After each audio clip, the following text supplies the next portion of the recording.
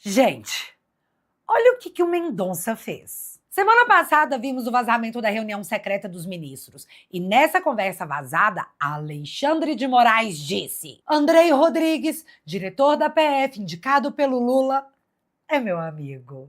Aí corta para ontem. Master. Decisão de Mendonça tenta blindar a investigação e limitar a influência de diretor da PF. Decisão do novo relator do caso no STF retoma fluxo ordinário de perícias e depoimentos em investigação, além de um movimento para limitar a influência do diretor-geral da Polícia Federal, Andrei Rodrigues, sobre as investigações.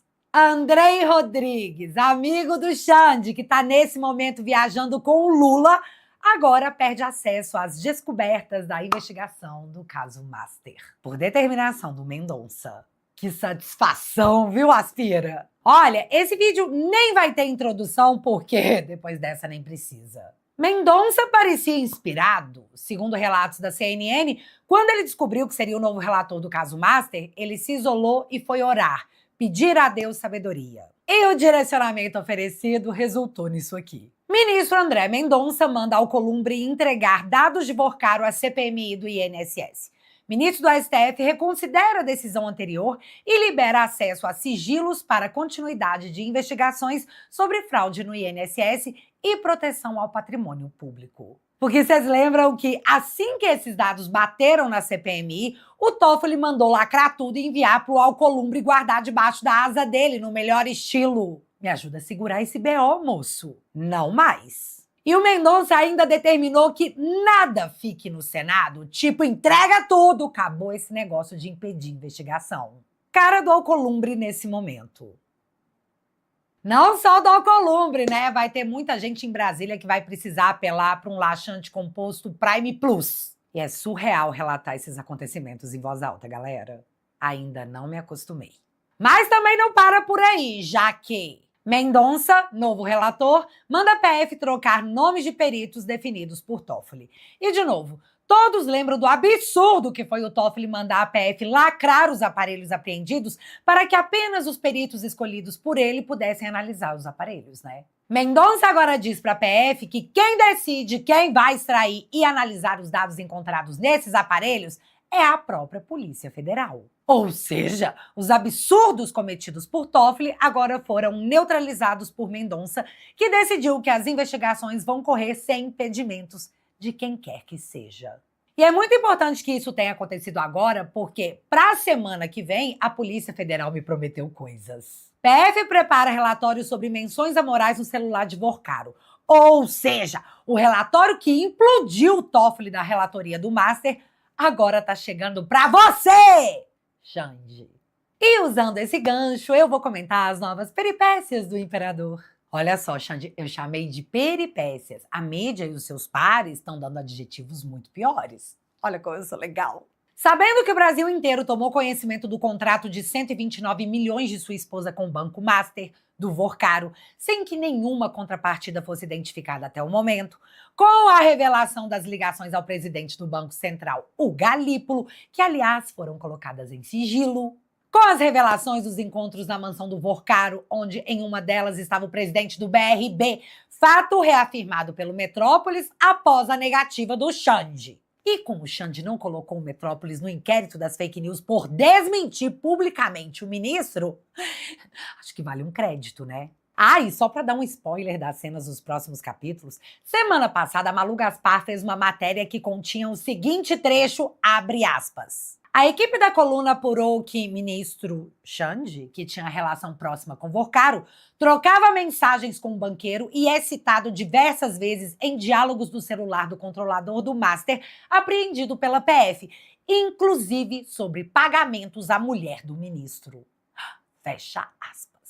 Bicho, segundo a Malu Gaspar, o Alexandre tratava dos pagamentos feitos à sua esposa diretamente com o Vorcaro, e que isso é um dos conteúdos em posse da Polícia Federal. Pois é, lembrando que em mensagem Vorcaro colocou os pagamentos da Viviane Bassi como algo prioritário em sua vida, tipo, vamos deixar de comer, mas vamos pagar ela, em minha livre adaptação dramática.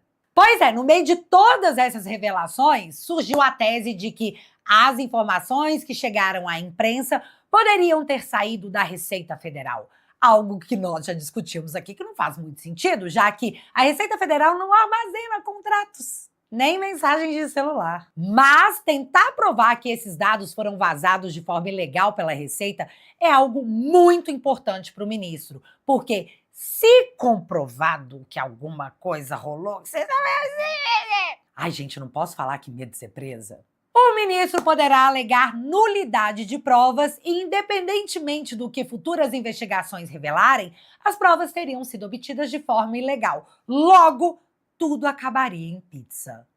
Ai, meu coração. Mas aparentemente, para dar certo, tudo tem que acontecer rápido. Porque a CNN nos contou ontem que a Polícia Federal vai pedir a quebra do sigilo da Meredith, a empresa da família do Toffoli, porque quer apurar se o ministro cometeu o crime de corrupção passiva. Inclusive, a PF já disse que vai percorrer todo o caminho deixado pelos dinheiros do Vorcaro e que a presença do Mendonça na relatoria é vista como algo positivo, pois até o momento, como relator do caso do INSS, ele tem demonstrado uma postura correta. E se isso tá rolando com Dias Toffoli pós-relatório da PF, Alexandre sabe que ele é o Toffoli amanhã. Aí, em sua saga de descobrir quem teria vazado todo esse escândalo para a imprensa, Alexandre, ainda, segundo a imprensa, é importante deixar isso claro, teria atropelado a corte e colocado Fachin numa situação muito difícil.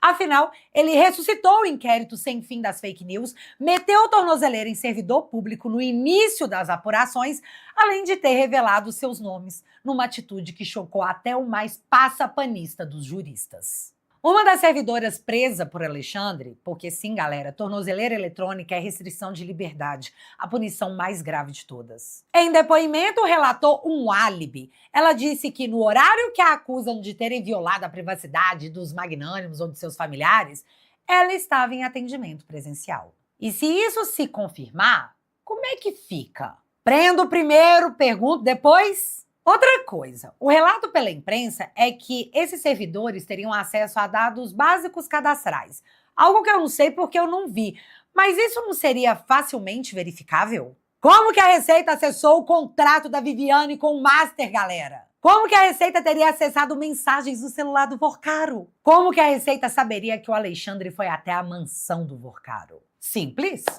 Não sabia? Mas é aquilo que o presidente da Unafisco disse. A Receita, mais uma vez, se torna um bode expiatório. E mais, ele disse que hoje é menos perigoso fiscalizar membros do PCC do que ministros da Suprema Corte. E para mostrar que ele estava certo, o Alexandre manda intimar o presidente da Unafisco a prestar depoimento na Polícia Federal sobre suas críticas. Que é exatamente do que se trata. Uma crítica. Viu como que o Alexandre salvou a democracia? Uma das coisas que o presidente da Unafisco disse era que essa medida em cima dos auditores fiscais era para amedrontar e intimidar. Algo que também se confirmou quando, após ser intimado a explicar por que ele acha que é mais seguro fiscalizar o PCC do que os ministros do STF, o presidente da Unafisco cancelou todas as suas entrevistas. Parece que ele não vai poder mais criticar o Supremo em público. E eu não sei o que o imperador de todos nós achou que ia acontecer. Mas o efeito foi um só. Toda a imprensa chamando a ação de abuso de autoridade, de uma atitude inconcebível, e chamando o Alexandre de xerife. Cara, eu vi a Globo News fazer uma linha do tempo do inquérito das fake news, mostrando como há 7 anos esse inquérito é mantido em sigilo e sai tragando coisas e pessoas. E o mais engraçado é que eles pareciam chocados, tipo, meu Deus, como que isso está acontecendo? Aí, do nada, o esporte favorito de toda a mídia se tornou apontar as vezes que Moraes agiu como vítima, juiz, delegado e promotor. Tem até editorial do Estadão falando sobre isso aí. E no meio dessas descobertas da mídia, uma conversa chamou muito a minha atenção. Eles ainda estavam lá falando do escândalo do presidente da Unafisco ter sido intimado e pelo fato do presidente da Unafisco não fazer a menor ideia do porquê estava sendo intimado. Quando, de repente, o carinha, em plena Globo News, me solta isso aqui. Bicho, presta muita atenção. Essa história toda, desde que surgiu ontem, Sadia, me colocou para pensar numa coisa de um passado remoto que ninguém quer reviver. Me lembrou o IPM. Na época da ditadura, quando a ditadura queria intimidar alguém, abria um IPM, que era inquérito policial militar. A pessoa não sabia do que estava sendo acusado e ficava uma coisa, como é que é a expressão? Pesca probatória. As audiências eram levadas, inclusive, com ex-presidentes da República, Juscelino Kubitschek, João Goulart, e aí ficava ali catando o pelo em ovo para tentar arrumar alguma maneira de enquadrar essas pessoas na nefanda Lei de Segurança Nacional. Quando você não sabia o que estava acontecendo, você era intimado, tinha que comparecer. Não é isso que ninguém quer. Certamente não é isso que o Supremo quer, que o ministro Alexandre de Moraes quer. Agora, não dá para nem cheirar parecer perto, senão acaba dando razão às narrativas bolsonaristas, por exemplo, de extrema-direita, antidemocráticas, apontando isso como antidemocrático. Primeiro, seria preciso trazer esse inquérito todo para a luz do dia. Aí a gente vai saber se é preciso continuar com ele ou não, se era para ser colocado um ponto final. Tá, mas antes de eu comentar esse diálogo, eu preciso refrisar novamente que ele só aconteceu porque eles estavam chocados em não saber o porquê o presidente da Unafisco havia sido intimado pela PF. Chocados dele não saber em que situação ele havia sido intimado. Mas olha só, agora nós já temos a resposta para o que aconteceu com o presidente da Unafisco. Tcharam! Ele foi ouvido como investigado no inquérito das fake news a mando de Alexandre de Moraes, após ter criticado publicamente a operação determinada pelo ministro Alexandre de Moraes. Cara, eu lembrei daquele meme, STF, vigiar e punir. Não tem ninguém surpreso, tem? Mas tá, voltando no áudio, o cara tá falando que abrir um inquérito sigiloso e chamar pessoas para depor sem que elas saibam do que estão sendo acusadas era uma tática do período militar, que promovia uma pesca probatória para tentar encaixar uma pessoa em algum crime, qualquer um, o que der aí. E aqui, eu tenho dezenas de casos para relatar das vezes que isso aconteceu enquanto a democracia estava sendo salva. Mas com propriedade, eu vou falar por mim. Pela imprensa, eu fiquei sabendo que eu estava no inquérito das fake news, quando de repente meu telefone toca e era da Polícia Federal me intimando a prestar depoimento. Na hora eu perguntei se eu era testemunha ou investigada e a resposta da pessoa que me ligou foi: não temos essa informação. Eu fui prestar depoimento na Polícia Federal para ser perguntada quanto eu recebia de superchat, sendo que nem live para receber superchat eu faço. Aliás, lá eu também fiquei sabendo que, na verdade, eu estava em outro inquérito, o dos atos antidemocráticos. Até hoje, 5 anos depois, eu não faço a menor ideia em que condição eu prestei depoimento. Até hoje, eu não tive acesso ao inquérito. Minhas contas foram derrubadas por ordem do ministro Alexandre e eu só fiquei sabendo porque o Verdevaldo teve acesso à decisão sigilosa e expôs na internet. Caso contrário, nem isso eu saberia. E galera, eu não sofri busca e apreensão, mas teve muita gente que sofreu e até hoje, 6 anos depois, não sabe o porquê. Mas legal, a Globo News só está descobrindo isso agora devido à crítica feita pelo presidente da Unafisco. Antes tarde do que muito tarde. Se bem que talvez já seja tarde demais, afinal, depois de aplaudir todas as atitudes do ministro enquanto ele prendia bolsonaristas, até por fim prender o próprio Bolsonaro, agora a mídia se faz uma pergunta. Mayrovich, mas aí nesse caso, né, eu até também estava te ouvindo hoje mais cedo lá no CBN falando sobre esse caso do Moraes e o abuso, na sua opinião, que ele está cometendo ao fazer isso, ao determinar essa busca e apreensão e tudo mais. Quem é que pode frear, né, Alexandre de Moraes nesse caso? Qual seria o caminho para solucionar isso, já que, na sua opinião, há um equívoco e na opinião de outros juristas também, né? Muitos já falaram que acharam que realmente é algo equivocado que foi feito por ele. Outros saem em defesa. Mas quem é que poderia freá-lo? Gente, agora a mídia está se perguntando quem poderá frear o Alexandre. E isso parece até uma piada, visto que foi a mídia que fez isso aqui. Lembram da família Mantovani? Da Globo colocando como se o filho do Alexandre tivesse tomado um tapa na cara? Pois é. Destruíram a vida dessa família. Ninguém pode acessar os vídeos que o advogado relatou mostrarem justamente o contrário do alegado pelo ministro. E ficou por isso mesmo, sob o silêncio conivente da mídia. Afinal, o Alexandre tinha que prender o Bolsonaro, né? Tava valendo tudo. E agora eles estão aí, né? Nossa, que abuso de autoridade. Meu Deus, um inquérito infinito. Senhor Jesus, é tudo em sigilo. Quem poderá parar o Alexandre? Essa pergunta no momento em que um ministro do Supremo, de forma reservada, alega que eles estão receosos do Alexandre pegar os dados da Receita e montar um dossiê contra eles próprios, ministros do Supremo, e além disso o ministro relatar medo do Alexandre os grampear. Cara, que loucura. Mostra que frear o Alexandre não vai ser tão simples assim como parece. Afinal, o cara tá com sangue nos olhos e vai cobrar geral. Imprensa, banqueiros e executivo, segundo matérias da própria mídia relatadas por um ministro próximo ao Alexandre. Um ministro com sangue nos olhos, gerando medo entre seus próprios pares, na imprensa, no executivo e com a galera que mais tem dinheiro no Brasil. O cara é realmente muito poderoso. Afinal, só um cara muito seguro de si mesmo faria uma foto assim no ensaio fotográfico de livre e espontânea vontade. Tá que depois, sabe-se lá por quê, o fotógrafo apagou as fotos do Instagram. Mas ainda bem que a internet salvou tudo, porque imagina uma imagem dessa se perder e não ser usada na história. Mas devemos todos aguardarmos o relatório da PF sobre o Imperador Supremo Vossa Magnitude Alexandre de Moraes. E que Deus realmente te guie, André Mendonça. Afinal, quais as chances dos dois maiores inquéritos que tragam toda a República cair justamente na sua mão?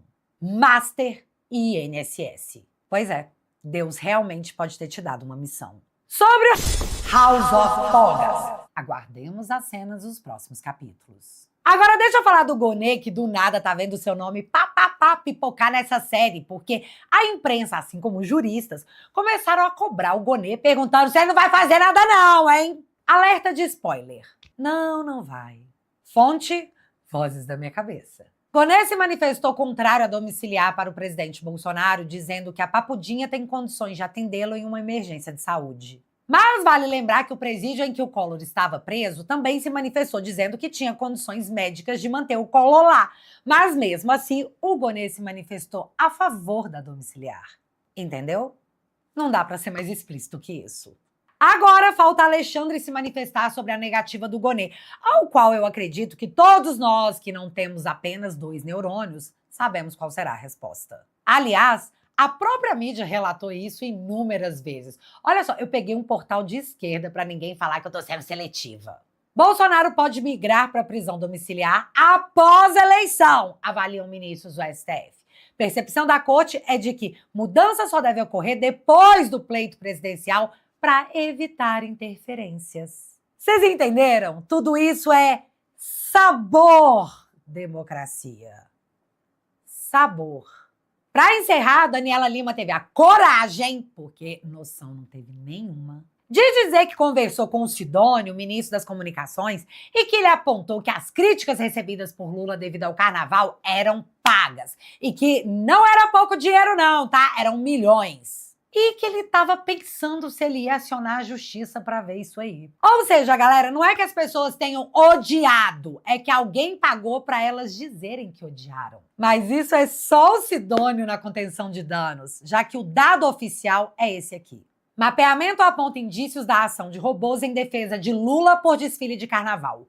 Um único perfil chegou a fazer 5.969 publicações entre 15 e 18 de fevereiro, com picos de até 400 publicações por hora na rede social X. E aí, Sidônio?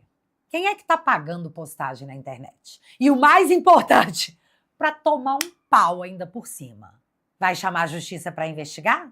Eu voto com o senhor, tá? E ainda sobre esse fiasco do carnaval pro Lula, Janja voou de FAB, pagos por nós, com 6 assessores ao visitar a escola de samba que homenageou Lula. Mas o que é pagar um voo da FAB para Esbanja ver escola de samba que homenageou Lula, quando a gente já pagou 1,4 bilhão no cartão corporativo do Lula? Vocês lembram o escândalo que foi quando, após 4 anos, Bolsonaro tinha gasto 45 ou 47 milhões, não lembro exatamente? O mandato do déspota nem acabou e ele já gastou 1,4 bilhão. Tá trabalhando bastante para pagar imposto? Pois é, o Lula conta com isso. Mas a notícia ainda melhora. Auxiliares de Lula colocam na conta de Janja tragédia carnavalesca na Sapucaí. Porque sim, estão culpando a Janja porque, segundo os interlocutores da matéria, esse desfile era o sonho dela. Mas eu juro que melhora ainda mais. Janja expulsa a filha de Lula de sala de sambódromo e veta a entrada de ministros. Cara, depois de tudo isso, é pra gostar da Janja? Ela é uma infiltrada nível CIA pra implodir o lulismo?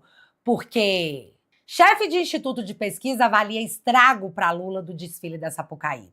As chances reais de as pesquisas no início do mês trazerem Flávio Bolsonaro na liderança, diz diretor em anonimato. Cara, tá tudo explodindo na nossa cara e por isso eu trago pra vocês o Bolsoringa do caos. Prenderam o cara, silenciaram o cara, acharam que o haviam derrotado. Mas eles não poderiam estar mais errados. E como medida final e até desesperada, como sempre acontece, tão previsíveis, começaram agora a mexer de novo no inquérito das joias. Afinal, Bolsonaro sempre será a carta na manga que eles acham que podem usar. Mas o efeito, ainda mais em ano eleitoral, após tudo isso que você ouviu nesse vídeo, pode sair pela culatra.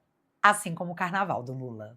E você, acha o que de tudo isso? Me conta aqui nos comentários que eu quero saber. Sério, quero muito saber.